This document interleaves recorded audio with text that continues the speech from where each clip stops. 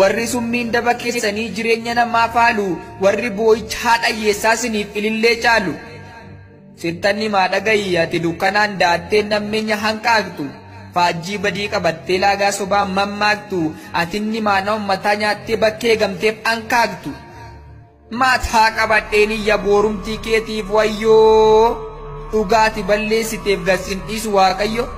indeebiftan kaffalta gumaa mimmaan uummata dacheen kunuu tarsa'ee dhugaa badeef dubbata dhugaan namaa doomsitee mul'ata kee godhatte harruma nyaattee buluu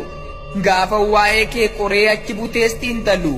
akkaatumti bultii kee yeroo baay'ee naan galu nan dhokse seetaamati si argeera jirabbii buddeena minaa tolchuuf daakteetu bukeessita dhoqqee jallinaan faaltee hawaasa xureessita geggeessummaa keessattuu bulchiinsa qaama hojii silaa dha'icha maaliitu akka si gogse mooji atofii kee biiroo tokkotti yoo taate hangafa hooggantoota obboleessa keessa tokko bakka bu'aa kee goota intala daadaa kee moo sekreetarii foota obboleessi niitii kee hoogganaa dhimma hawaasaa karooraaf sagantaa moo eessuma keetu baasa qulqulleessituuf waardiyyaan isoo warruma ganda keeti aangoo manni siif kenne hin bitte seetee ati loogiidhaan gaggaadhaan utuun dhugiin machooftee akaakayyuu fakkoodhaan hidda dhiigaa lakkooftee hiyyeessa qarshii dhabeen ulaagaan guunne jettee faayila isaa qadaaddee dosee isaa gad darbattee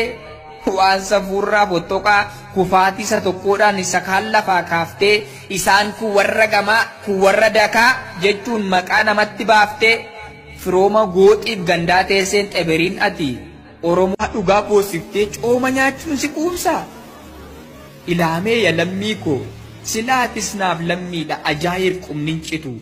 akkamittiin dadhabdee akkamittiin sodaattee galmee dhugaaf obbitu jireenya obboleessa kee jireenya obboleettii kee gaafa sobaan orfitu har'a miidhagdee buluuf hin awwaaliin waan dhugaa ija namaa da'attus ija waaqaa si arga amma feete guddadhu amma feetes dubbadhu garuu du'an darbitu guyyaan du'a keetii immoo har'adha ta'ee hin beektu amma lubbuun jirtutti hojjedhu waanta gaarii riqicha daandii haqaan uummata kee gargaari yommuu abbaan dhugaa boo'u ati teesseen kolfiini hin dhaatan dhukkubaa madaa namaan orfiini otuu balleessaa keetiin otuu jallina keetiin bultiin namaa dhiqamu miliqeen afanseeyin dhugaan hin miliqamu.